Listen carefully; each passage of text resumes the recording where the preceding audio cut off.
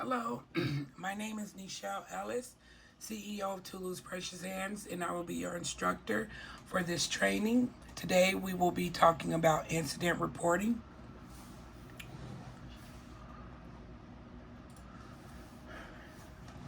So incident reporting. During this training you will learn the following: the types of incidents, what incident is immediate reporting, what is a normal incident reporting process, who to notify, and who all can complete an incident report. Submittals of an incident report. So, as an employee, you are required to submit an incident report to your immediate supervisor. So, be sure to know your point of contacts of who your immediate supervisor is, email or by phone, but you must reach out to your immediate supervisor. How can you submit an incident report? So you can submit it through email or in person. Always remember, in an event of an emergency, first, please call 911. And foremost, whatever actions are required necessary to resolve an emergency and to ensure the health and safety of your member. Abuse, neglect, and or exploitation. That requires immediate mandatory reporting to the law enforcement, to the Adult Protective Service, or Child Protective Service, and or Tribal Social Services. Abuse, neglect, and or exploitation is all immediate incident notifications.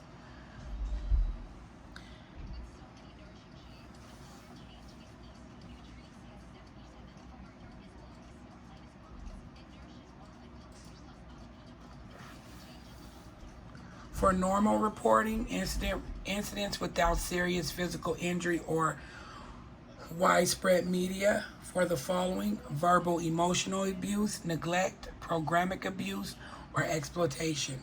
Emergency residential placement assistance is not needed.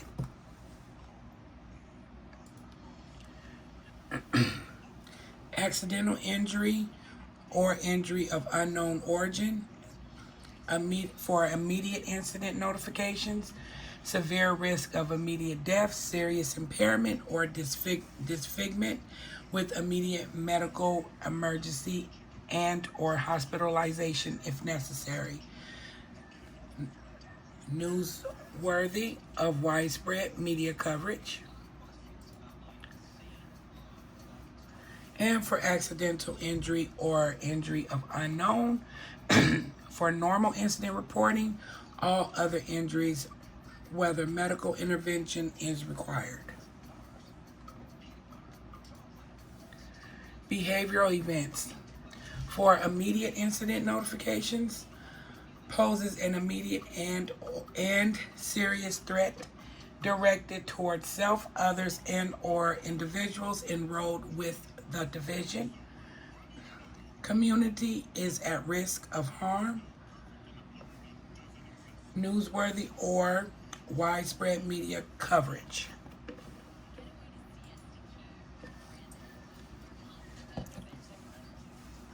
Behavioral events for normal incident reporting. Incidents that do not involve use of emergency measures, physical restraints, and do not have a separate behavior data tracking process approved by the ISP team or designed in the behavioral plan. Community complaint or disturbance. So for immediate incident notifications, poses an immediate serious threat directed toward self, others, and or individuals enrolled with the division.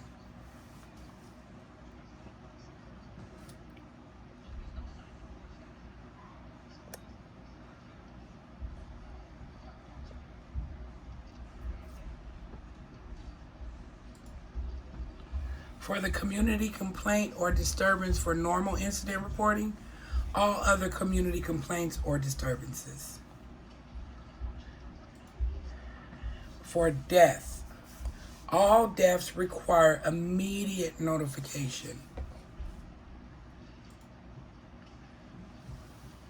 For emergency measures, note, clearly identify the emergency physical intervention technique used and the responsible staff involved. For emergency measures, for immediate incident notifications, severe injuries related to the use of emergency physical intervention techniques.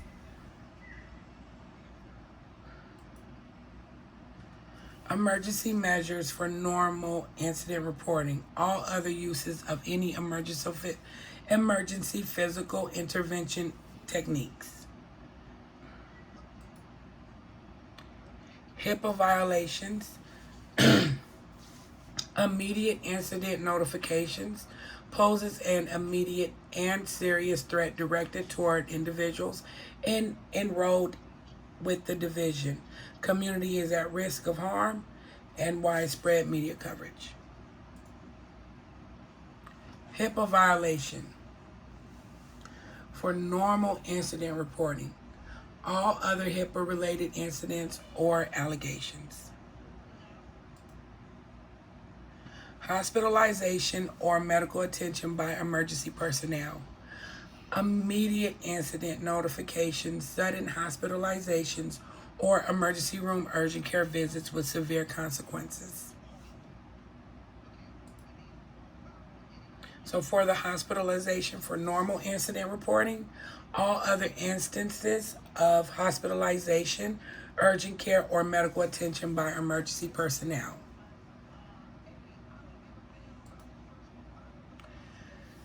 Human rights violations. For immediate incident notification, poses an immediate and serious threat directed toward individuals enrolled with the division. Community is at risk of harm, widespread media coverage, emergency residential placement assistance needed.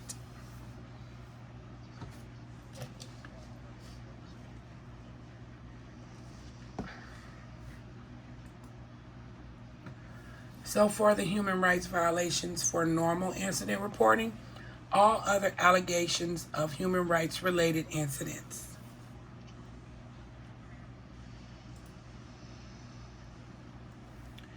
Individual missing. For immediate incident notification, individual is still missing and presumed to be in imminent danger. Media has been alerted.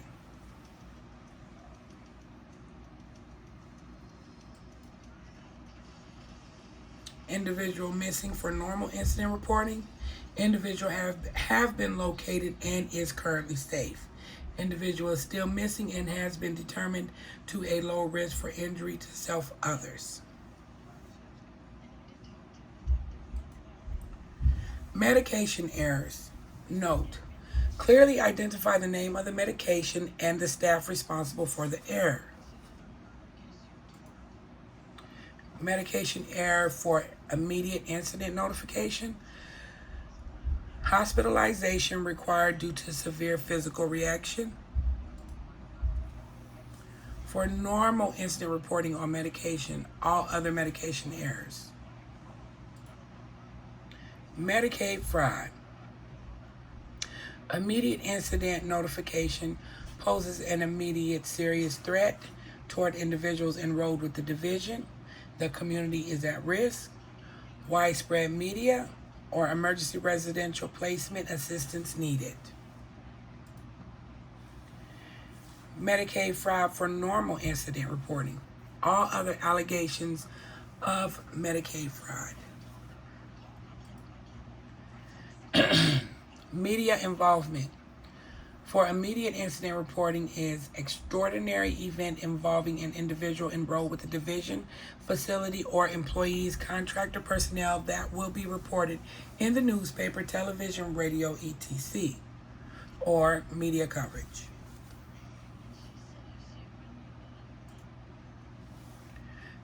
Media involvement for normal incident reporting. Any other media event involving an individuals enrolled with the division, facility, or employees, contractor, personnel. Provider or individual drug use. For immediate incident notification, if an individual enrolled with the division, facility, or employee, contractor, personnel, that will be reported to the newspaper, television, radio, etc., or media coverage. For a provider or individual drug use for normal incident reporting, all other instances of provider or individual drug use. Suicide attempt or threat. Immediate incident notification for severe risk if immediate death, serious impairment, or disfigurement with immediate medical emergency intervention necessary. And for the normal suicide, all other instances of suicide attempt threats.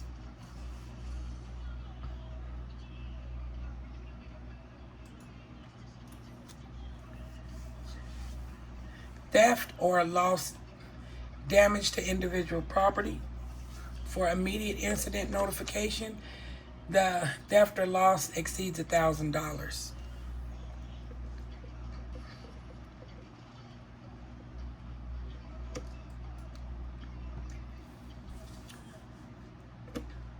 Theft or loss, damage to individual's property for normal incident reporting, if the theft or loss is less than $1,000.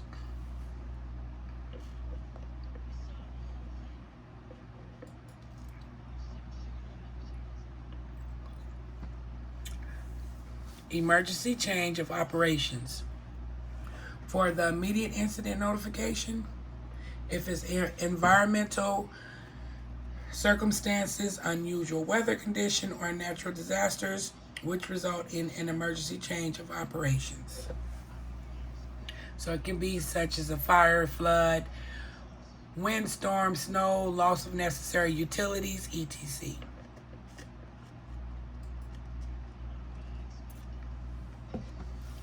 Emergency change of operations. For normal incident reporting, not applicable. Immediate notifications always required.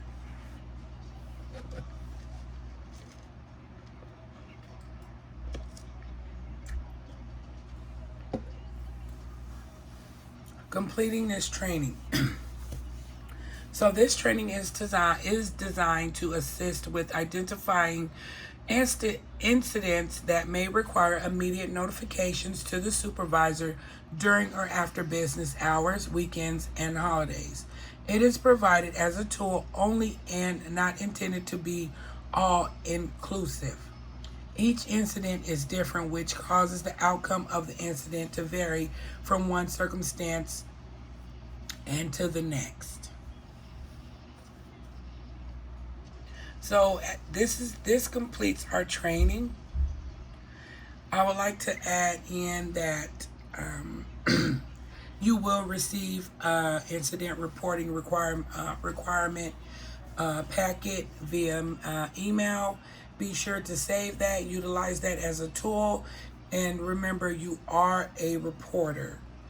All TPH LLC staff are mandatory reporters.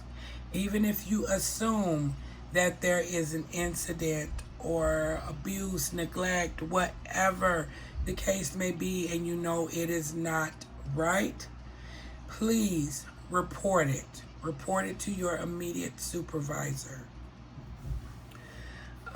Now that you are completing the video portion of this training, you will be receiving a quiz via email.